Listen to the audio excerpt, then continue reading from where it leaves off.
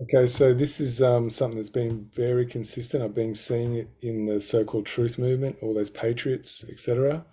What gets posted up in there. It's the prevailing way of thinking and believing that still comes down to polarized thinking. And so, if we're really serious about creating the new world, what most people talk about, then it's really important to start digging into the shadows where we hide our contradictions. And so, today we're going to look at one that's a massive one that is actually a trap that people have been falling into since forever, because that's the world they're raised in and they can't see it. So this is for those who are willing to open up their minds. Obviously, there's many who are not. So if you're not one of those, obviously this is going to be something for you to rail up against. Okay, so here's the quote from, everyone can recognize this, I'm hoping, from The Matrix. The very minds of the people we are trying to save are still part of the system. Most people have heard that and they think that's wonderful. I'm going to really show you what that actually looks like in real time now. You have to understand most people are not ready to be unplugged, as many of them are so inert, so hopelessly dependent. That's a critical word there, dependent, right? Just remember I said that. On the system, they will fight to protect it. Now we're going to go into what that actually can look like. So let's go into the next slide. Here we go. This is what it looks like in real time, guys. Let me tell you a scary story. An economics professor at a local college made a statement that she had never failed a single student before, but had recently failed an entire class. The class had insisted that socialism worked, that no one would be poor and no one would be rich, a great equalizer. The professor then said, okay, we will have an experiment in this class. All grades will be averaged and everyone will receive the same grade. No one will fail, but no one will receive an A either. After the first test, the grades were averaged and everyone got a B. The students who studied hard were upset, and the students who studied little were happy. As the second test rolled round, the students who studied little studied even less, and the ones who studied hard decided they wanted a free ride too, so they studied little. The second average test result was a D. No one was happy. When the third test rolled round, the average was an F. As the test proceeded, the scores never improved, as bickering, name-calling and blame all resulted in hard feelings, and no one would study for the benefit of anyone else. To their great surprise, all failed, and the professor told them that socialism would ultimately fail, because when the reward is great, the effort to succeed is great. But when the government takes away all the reward, no one will try or want to succeed. And that is socialism, my friends, a race to the bottom. All right, there's programming 101 there, guys. Now, if you pay attention, that video has been edited heavily. You'll see there's always stops and starts where face shifts in places. Now listen to the music. It's very foreboding, right? And look how straight down the barrel she's like. She's staring at you. Like that real fixed permanency about her. So that's that steel resolve that's being promoted here. I wouldn't be surprised if this is an agent, very well programmed at doing what she does. That's just a guess, but that's what my intuition is telling me. All right, so what's she trying to tell you here? She's trying to tell you there's two ways to see the world, capitalism and socialism, right? Polarities, right? So you're either going to have one or the other. There's a good and the bad, right? So she's setting up that good, bad right there, right? So here you are being programmed into believing the world exists in two ways. There's no middle balance place. No, that doesn't exist. There's either one or the other, right and wrong, superior, inferior. You know, it's just being pushed right down into you. Now, most people, when your biases and prejudice are activated, you've been so well programmed. When you hear that word socialism, straight away you think evil. Right? That's how well you've been programmed. Where you don't understand that this is part of the entire structure, is to get you to fear one to run to the other.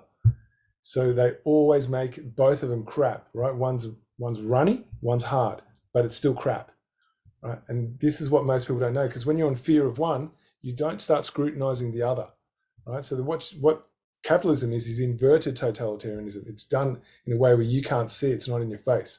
And what she's talking about is that, you know, like killing the spirit. But the other one does the same thing. Very few people can see that. But now we're going to dig into the real insidious nature of reward, which very few people look into because it's an actual addiction. So we're going to look into how that happens. Whoops. But first, we're going to go and look into this one. It says from the Matrix as well. What if I told you the only way to escape the matrix is to unlearn everything? Now think about what everything is. That's every little thing you've ever accepted as a belief. And what I've come across, I'm afraid, which is really sad to say, is there's so many people, as long as they think it's someone else who's doing that, that's attaching to things, they can see that. But when it comes to their own attachments, there's no chance they're going to look at that. The problem always exists outside of them. This is one of the biggest mind tricks that's still in play today. And that's majority of the people in the truth movement that are sucked into this, right? So all your religious beliefs, these things that you've been holding on since childhood, people will not look at that, right? Their special relationship they have with their, their creator, so to speak, all those things, right? Those things where you're getting your needs for certainty, safety, these things are illusions. There's no such thing as certainty and safety. All there is how we cooperate with one another, right? That's the best mechanism by how you're going to get your needs for certainty and safety. But in order to do that, we all need to meet on neutral ground. And most of us are coming from our opinions and our beliefs, prejudices, and biases, and they're not being checked. And this is just another one of them, right? So you want to escape that, you've got to unlearn everything. So how many people are really committed to that? That's the real test here, right? So everything you've been taught, and rebuild your entire belief system based on critical thought and analysis. So here we go, you're going to get your wish. You're going to do some critical thought and analysis. First, we need to understand what principle is, because very few people know what that is. Very, very few. It's actually tragic how little few know that. So it comes from the Latin principium, which is in plural is principia, a beginning, a commencement, origin, first part, and it's the noun used as the adjective meaning that takes first. Principle means that which matters most is the first aspect that must be understood in order for that which follows to have meaning. So we're going to look into what a principle is, right? Because most people don't understand principle, and they can't figure out how they're controlled because they don't understand principle. And if you don't understand principle, you can't get free. It's just that simple. This ain't my opinion. This is actual verified, discoverable facts. It's only whether you're willing to bypass and look past your attachments, because that's the true, what's really up for grabs here is how willing people are honestly willing to look into what they've attached to as their truths, which are not truths. All right, society is neither aware nor has care for putting principle first. Hence, the reason why care for individual rights has eroded so rapidly. Instead, we have triviality, and that's replaced principle.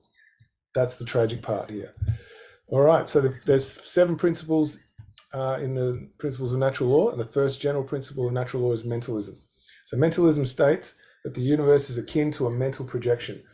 The all, that's everything in creation, is actually a manifestation of mind.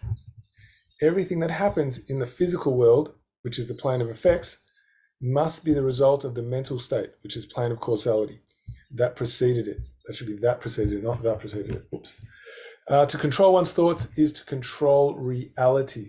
All right, so if you've watched that last video, 106, I think it was, it spoke about the dark occult and how they have a deep understanding of the plane of effects and plane of causality. So this is one of the principles they understand, guys. So I'm just giving you a little quick look into that. Here we go, the principle of reward. How does that work? This is the addiction, guys, that most people do not understand. That reward is one of the most insidious ways to control people, because it's a fear. It's still a fear state. The only difference is it's not fear of being hurt, or fear of suffering. It's fear of missing out, right? So because what does reward do? It releases the neurotransmitter dopamine. That's addictive, guys. And so mind states associated with dopamine are confidence, motivation, goal orientation, trust and reliance on one's perceptions. Now, what are perceptions, guys? Are they reality, or are they how you imagine something to be? That's a very big word right there.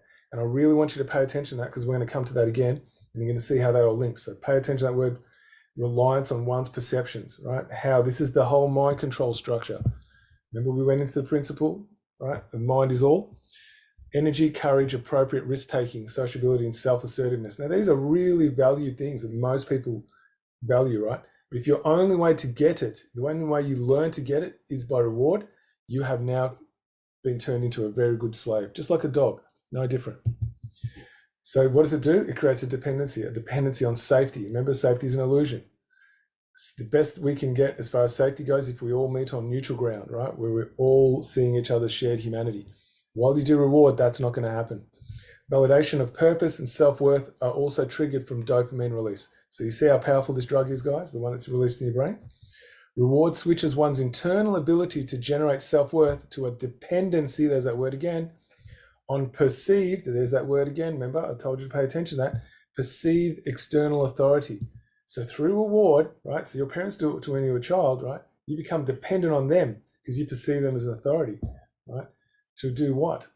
It teaches you to buy love through those behaviors. And that, what will they do? You'll get praise, and that'll give you that dopamine release. You'll get approval, that'll give you that dopamine release. And compliments, again, dopamine release, so more addiction. Like this is training a good puppy how to be a good obedient dog. That's the purpose of reward, guys.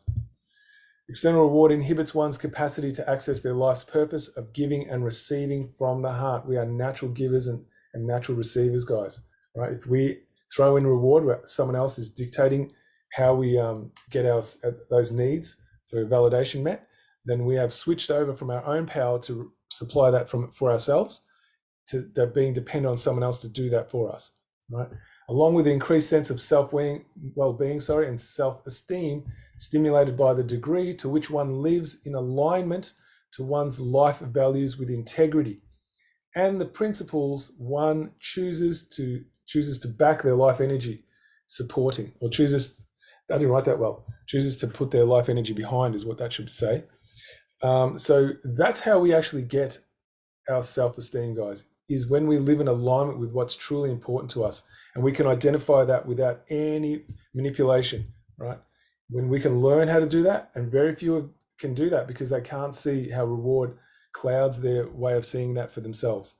We're going to go back and respell some of these. Reward programs one into fitting into a cult that seeks approval from perceived, there it goes again, perceived authority figures. Why do you think so many people believe in government? In this cult one develops a sensitivity to what others think of them, which becomes the nature by which one's identity is defined. The prevalence of panic and anxiety over public speaking is the natural consequence of a culture heavily dependent on reward. So when we are dependent on others to define us by what they think, then we become good slaves, good obedient slaves. That's what reward's true job is, right? And when you are dependent on reward, you are also going to become competitive because you're going to compete with others for that reward. This is setting up an us and them mentality as well, guys. This is all fragmenting and fracturing. That's what reward does. There's reward and punishment, two aspects of fear. Fear of suffering is punishment, fear of missing out is reward. And now we're going to see what the extreme end of someone who believes in competition for validation, what comes of that. In the last 2 years, you've been blamed for financial collapse of Thailand, Malaysia, Indonesia, Japan, and Russia. All of the above. All of the above. Yeah. Are you that powerful? No, I think there's a great misunderstanding. I am basically there to make money. I cannot and do not look at the social consequences of what I do. As a competitor, I've got to compete to win. As a human being, I am concerned about the society in which I live. Which George Soros am I talking to now? The amoral George Soros or the moral George Soros? It's one person. It's one person who at one time engages in amoral activities and at the rest of the time tries to be moral. You're a Hungarian Jew who escaped the Holocaust by... All right, so there you go. That's what it does, guys. He's no different to anyone else who's been trained into reward as their way of validating themselves. Sometimes you behave morally, other times you behave immorally. As soon as you compete with someone else, that's immorality, because we are not here to be competitors. We are here to be co-contributors to each other's quality of life. That's our true purpose. So any system that pits us up against one another is there to make sure that we do the opposite, that we alienate ourselves from our true life's purpose. I'm hoping that gives you some understanding of this whole idea of the truth movement that believes they actually know and they're in charge of their own thoughts, where in actual reality they're still living the same structure as those they claim are slaves, no different.